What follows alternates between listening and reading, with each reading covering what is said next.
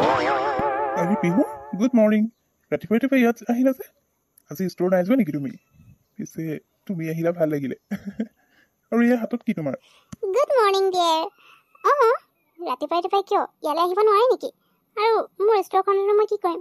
সেইখনৰ অপেনিং আজি পাৰ্টি দিম, তাৰপিছত কাইলৈৰ পৰা অপেন কৰিম। গতিকে আজি গৈনো মই কি কৰিলোঁ হয়? সেইটো কাৰণে ভাবিলোঁ ইয়ালৈ গুচি আহোঁ। অলপ তোমাৰ লগত কথা পাতিব পাৰিম অকলশৰীয়াকৈ। আৰু এয়া মই তোমাৰ কাৰণে ব্ৰেকফাষ্ট লৈ আহিছিলোঁ। তুমি ব্ৰেকফাষ্ট কৰিলা নাই বাৰু? মইতো সেইটো গম নাপাওঁ, তথাপিও তোমাৰ কাৰণে মই ব্ৰেকফাষ্ট লৈ আহিছোঁ, খাই ল'বা দেই। ৱাও পিহু, তুমি মোৰ কাৰণে ব্ৰেকফাষ্ট লৈ আহিছা। Thank you so' much darling. পিছে মই ব্ৰেকফাষ্ট কৰিয়ে আহিছিলোঁ। একো নাই দিয়া, তুমি মোৰ কাৰণে ইমান মৰমত ব্ৰেকফাষ্ট লৈ আহিছা। এতিয়া মই যদি এইখিনি ঘূৰাই দি পঠিয়াওঁ মোৰে মনটো বেয়া লাগিব। এটা কাম কৰোঁ, তুমি মোৰ লগত বহা, আমি একেলগে ব্ৰেকফাষ্ট কৰোঁ দেই। এনেইতো এনেকুৱা সুযোগ নাপাওঁৱেই, আজি আহিছা যেতিয়া একেলগে ব্ৰেকফাষ্ট কৰি লওঁ। ব'লা বহিবা। ঠিক আছে, হ'ব দিয়া, আজি আমি একেলগে ব্ৰেকফাষ্ট কৰিম। আচ্ছা টিকু, শুনা না, তোমাৰ আজি বেছি কাম আছে নেকি? যদি তোমাৰ বেছি কাম নাই, মোৰ লগত শ্বপিং কৰিবলৈ যাবা। আজি ঘৰত পাৰ্টি আছে নহয় দোকানখনৰ কাৰণে, তাকে মোৰ বজাৰ অলপ কৰিব আছিলে।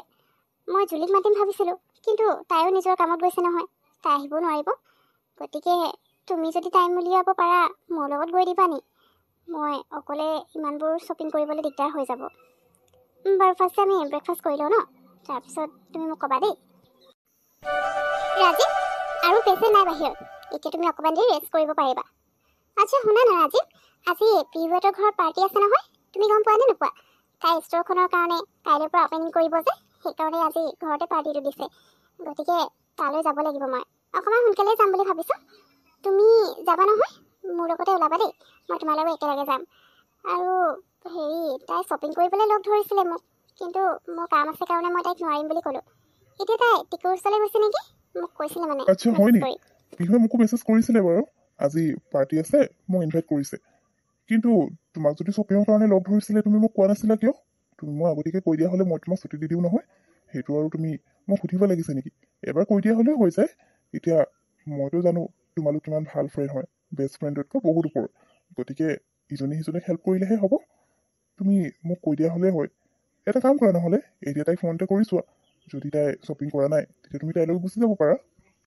নাই ৰাজীৱ, মই কিমান এনেকৈ ছুটি লৈ থকা হৈছে, সদায় এনেকৈ ছুটি লৈ থাকিলে কাম ক'ত হ'ব?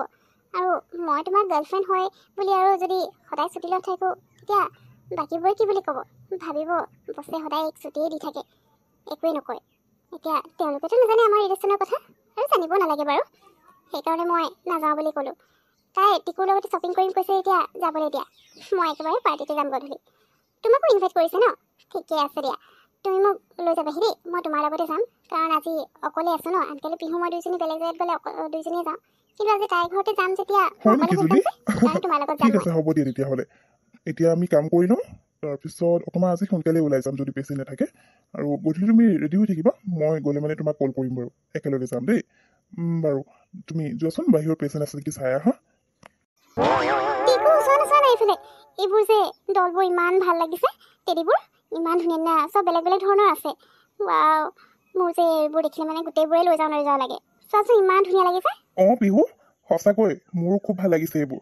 ৰ'বা, তোমাৰ কোনটো পচন্দ হৈছে মোক ক'বা, মই সেইটোৱে তোমাৰ কাৰণে লৈ দিম দেই। কিন্তু আমিতো আহিছিলোঁ তোমাৰ ঘৰৰ পাৰ্টিৰ ডেক'ৰেশ্যনৰ কাৰণে বস্তু ল'বলৈ। আহি ইয়াত সোমাই আছোঁ, আমাৰ শ্বপিং কৰিবলৈ দেৰি নহ'ব নেকি? মই মোৰ কাম এৰি তোমাৰ লগত শ্বপিং কৰিবলৈ আহিছোঁ দেই। এতিয়া এনেই তুমি ইটো সিটো কৰি টাইমবোৰ পঠিয়াই নাথাকিবা। সোনকালে ব'লা, আমি শ্বপিং কৰি লওঁগৈ। কাৰণ এতিয়া ইয়াত যদি দেৰি কৰি থাকা, ঘৰত আকৌ ডেক'ৰেশ্যন কৰিবলৈ আছে, সেইবোৰ কোনে কৰিব? টাইম নালাগিব জানো? ইফালে গধূলি পাৰ্টি আছেই, সেইটো কাৰণে সোনকালে কৰিবলৈ কৈছোঁ। বাকী ইয়াত তোমাৰ যিটো পচন্দ লাগিছে সেইটো মোক কৈ দিয়া, মই তোমাৰ কাৰণে লৈ দিম। টিকু, থেংক ইউ ছ' মাছ। তোমাৰ কাম এৰি তুমি মোৰ লগত আহি ইয়াত শ্বপিং কৰি আছা, সেইটো কাৰণে। এনেইতো মই তোমাৰ আমনি নিদিলোঁ হয়, কিন্তু জুলিক ক'বলৈ তাইও কাম আছে যে, কৈছিলোঁ কোৱাটো। তাই ছুটি নলওঁ বুলি ক'লে আকৌ। আৰু হয়ো, তাই য'ত কাম কৰে, তাইৰ বছ, তাইৰ বয়ফ্ৰেণ্ড হয় বুলি আৰু সদায় যদি এনেকৈ কাম নকৰাকৈ থাকে কেনেকৈ হ'ব? সেইটো কাৰণে ময়ো পিছত তাইক নালাগে বুলি ক'লোঁ, আৰু তোমাৰ ওচৰলৈ গুচি গ'লোঁ। পিছে ইয়াততো মোৰ গোটেইবোৰ টেডি, গোটেইবোৰ ডল খুব ভাল লাগিছে। কিন্তু এইখিনি এতিয়া বেছি ইম্পৰ্টেণ্ট নহয়, আমি ডেক'ৰেশ্যনৰ বস্তু ল'ব লাগে, তুমি ঠিকেই কৈছা। সেইবোৰ লৈ পিনে আকৌ মই ঘৰত সেইবোৰ ডেক'ৰেশ্যনো কৰিব লাগিব নহয়, নিজে কৰিব লাগিব, কাকো নামাতো বুলি ভাবিছোঁ। সেইটো কাৰণে সোনকালে কৰি লওঁগৈ ব'লা। তুমি সঁচাকৈ বহুত ধুনীয়া কাম কৰিছা।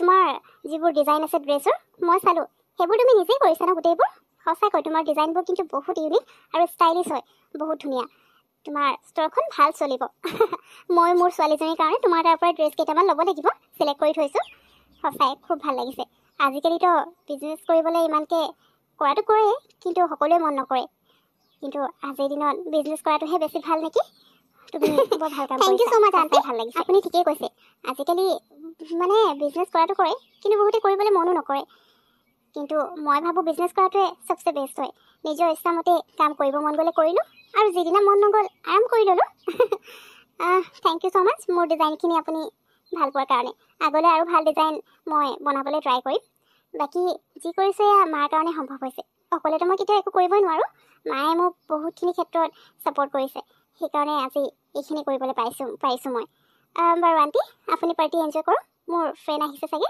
মই তেওঁলোকৰ লগত কথা পাতোগৈ বাপৰে জুলি তই ইমান দেৰিকৈ আহিছ যে তোক মই ফোন কৰোঁতে কি কৈছিলোঁ তই অকণমান সোনকালে আহিবি বুলি কোৱা নাছিলোঁ জানো ইয়াত অকলে অকলে মই বৰ হৈ গৈছিলোঁ বাকী ফ্ৰেণ্ডবোৰ আছে বাকী মানুহবোৰ কিন্তু তই যেতিয়ালৈকে নাহ মোৰ মনটো ভালেই নালাগে তই ইমান দেৰিকৈ আহিছ ৰাজীৱ কি হ'ল তুমি আজি জুলি কি বেছি দেৰিলৈকে কাম কৰালা নেকি সেইকাৰণে তাই চাগে দেৰিকৈ আহিছে নহ'লে তাই সোনকালে আহিব পাৰিলে হয় নাই নাই পিহু তুমি মোক দুখ নিদিবা দেই তোমাৰ ফ্ৰেণ্ডক আজি মই 4টা বজাতে ছুটি দিছোঁ এতিয়া তোমাৰ ফ্ৰেণ্ডে কেনেকৈ লেট কৰি আহিছে সেইটো তাইকে তুমি সুধিবা মোক কিন্তু দুখ নিদিবা মইতো সোনকালে ছুটি দিয়া মানুহ সোনকালে ছুটি দিলোঁ বাকী তাইৰ কথা আৰু অঁ পিহু মোৰ কাৰণে দেৰি হ'ল বাৰু 4টা বজাত ছুটি দিলে ঠিকেই কিন্তু ঘৰলৈ যোৱাৰ লগে লগে আকৌ মাৰ লগত মই এফালে যাব লগা হ'ল নহয় আহি পাওঁতে একেবাৰে 5:30 হৈ গ'ল তাৰপিছত আহিয়ে লগালগ মই পাৰ্টিৰ কাৰণে ৰেডি হৈছোঁ আৰু মই অকলে হৈ গ'লোঁ ন আহিবলৈ সেইকাৰণে ৰাজীৱৰ লগতে আহিম বুলি ৰাজীৱৰ কাৰণে ৰৈ আছিলোঁ আৰু তেনেকৈ অকণমান দেৰি হৈ গ'ল তাৰপিছত টিকু ক'লে আমাৰ লগতে আহিম বুলি